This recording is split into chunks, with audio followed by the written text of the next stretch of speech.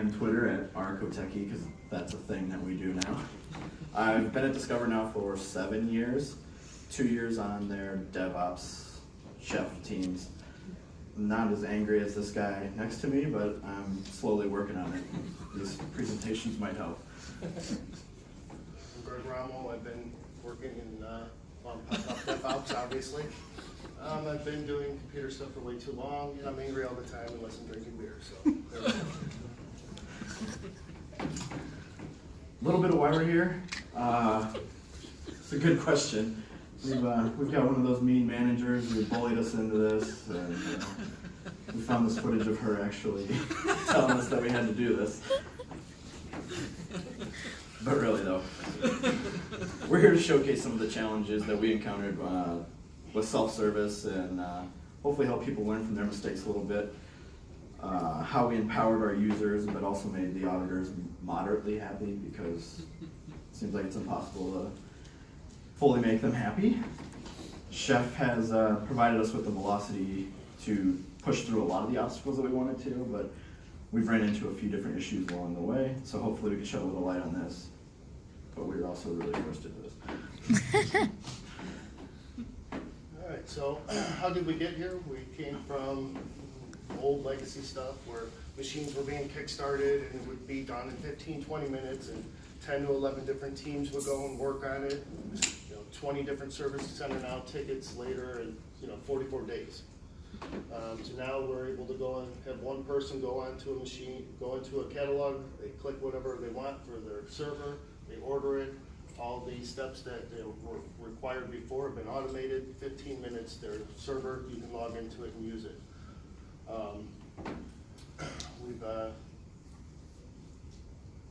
We've added a chef client to almost every one of our nodes in the environment, Windows, AIX, Linux. We have a ChefDK environment for internal and AWS users, where they have a leased machine for 24 hours, full root access, and a subnetted firewall domain or network, so they can test out whatever. We're still compliant with our auditors. We've set up our Jenkins pipelines so that it automatically tests out the cookbooks for everything from food critic to chef style to running inspect tests and stuff like that. We're also integrated now with our ServiceNow, and a lot of that's what we're going to be talking about, where we are able to create a ticket anytime that when Chef Client runs and there's a change on the system, it'll actually make a ServiceNow ticket so that our auditors and our operational teams know that something has changed. And we obviously have a Fresh Chef supermarket because we don't want people downloading stuff directly from the internet. A little bit on the direction that we got. We set out a few years back to automate as much as we could and enable self-service. Our team in general, we had 3 tasks that we had: provide automation tools, guides, and guidance. In terms of the tools, we gave them ChefDK. We currently have about 350 ChefDK users.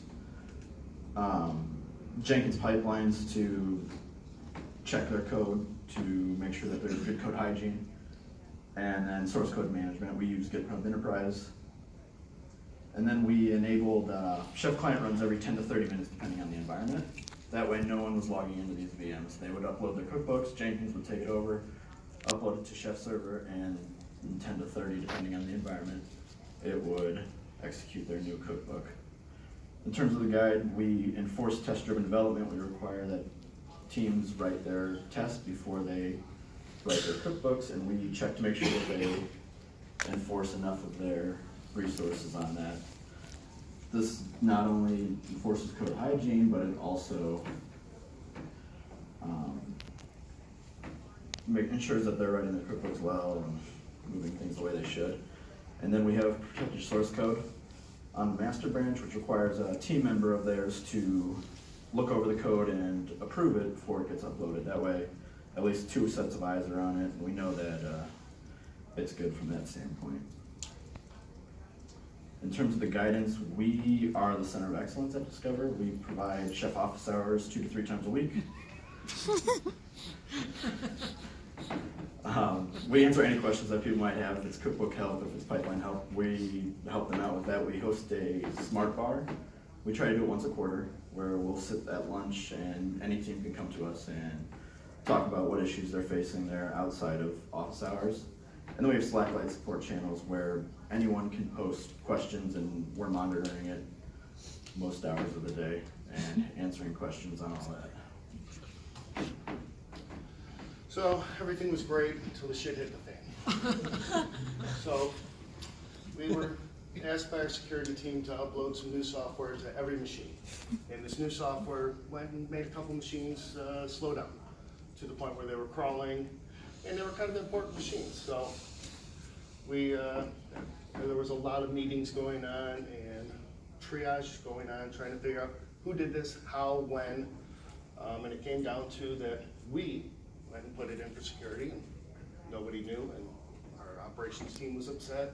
There was a bunch of people upset, so we went and pulled that out of the cookbook, went and changed it so that, you know, now anything that's going to be into that base, we've got to go and actually create a ServiceNow ticket. It's got to be approved, so everybody knows, you know, something's going to be coming down the line that's going to touch every machine in the environment.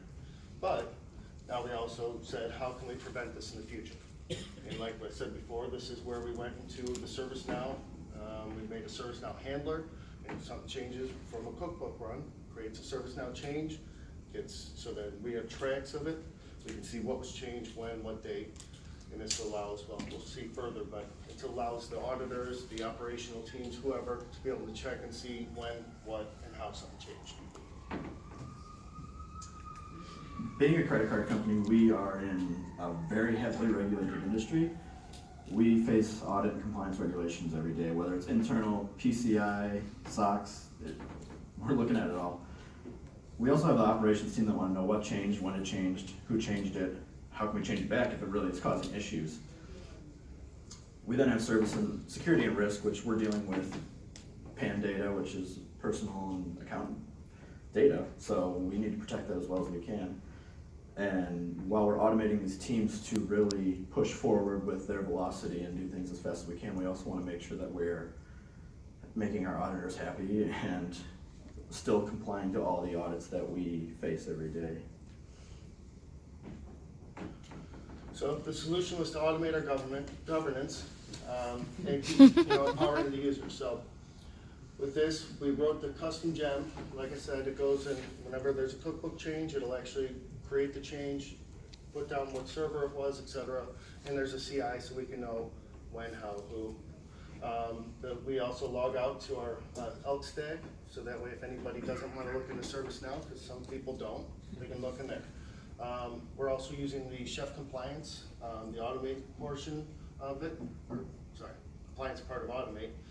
We've set up benchmarks for all of our RHEL 6, RHEL 7, etc., so we can see, you know, what server is good, what server, you know, what somebody changed something. We're also having teams create custom profiles for their application, so if they're middleware and they want to write something specifically for middleware to make sure that whatever's set on their file systems, their application, make sure stuff's running. We're setting all of that up right now, and hopefully we'll be fully operational in a month or two. This is the part where ServiceNow kind of comes in a little more heavily, and it's to bridge the gap between the tools that our enterprise likes to use and that we like to use to automate. We're a very heavy ServiceNow shop.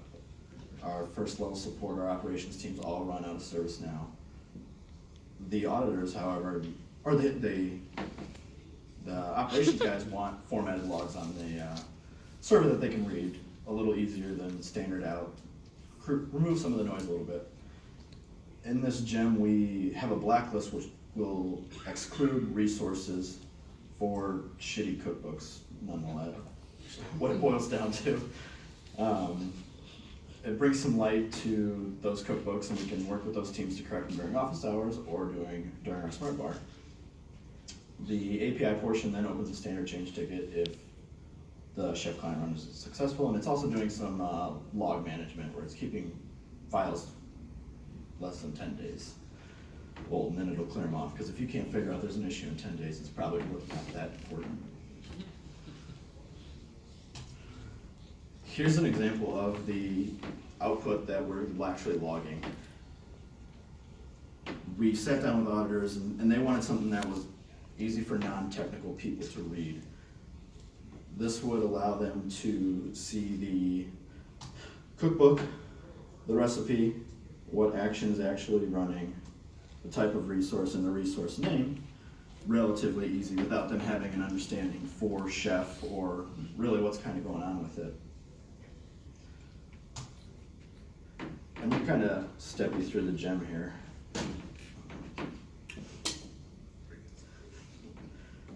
Maybe. Wonderful. I don't know.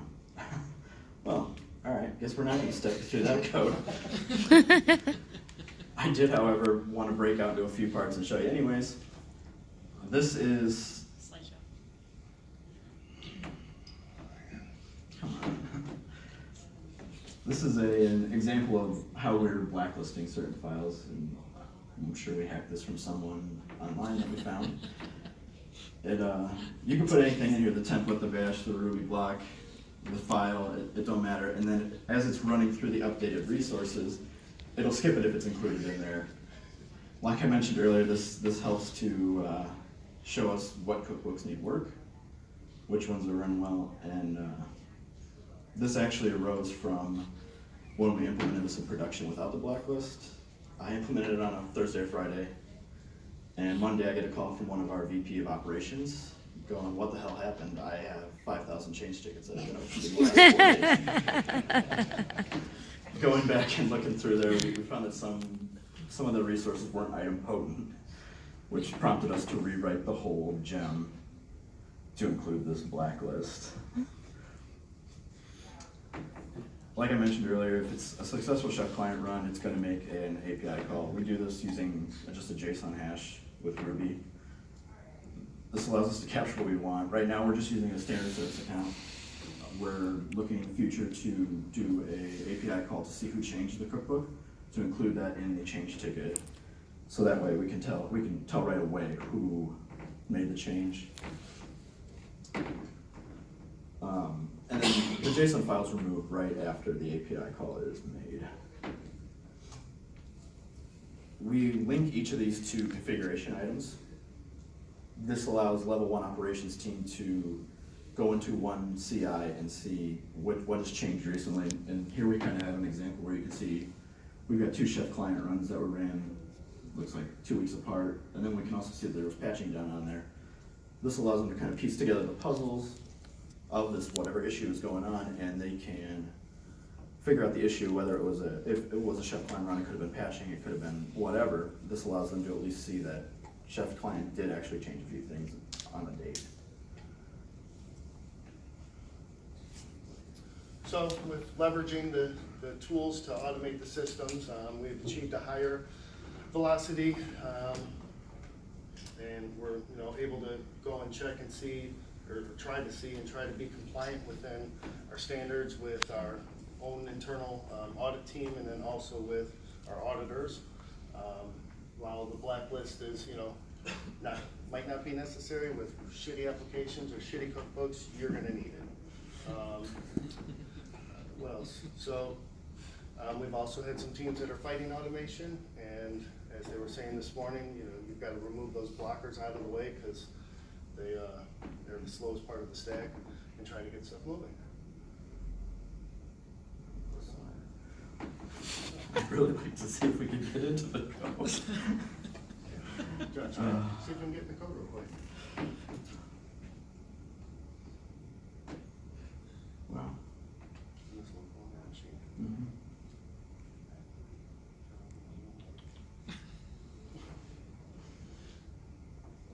While that's loading, I have a question. Sure. I knew you would. What's up, Kevin? It was really interesting to see that you, as a big finance company, is looking into AWS. For your team standpoint, working with Chef, is there any difference between how you work with the cloud and how you work with your on-premise, or is that been abstracted from you? It's been mostly abstracted. The only thing that we've had is some teams are going and looking at, if the platform version is, I'm on VMware, I'm this a little bit differently than I do on AWS. As far as like, I think a lot of it comes down to local file systems or setting up a volume group or whatever on the VMware versus just using the local, the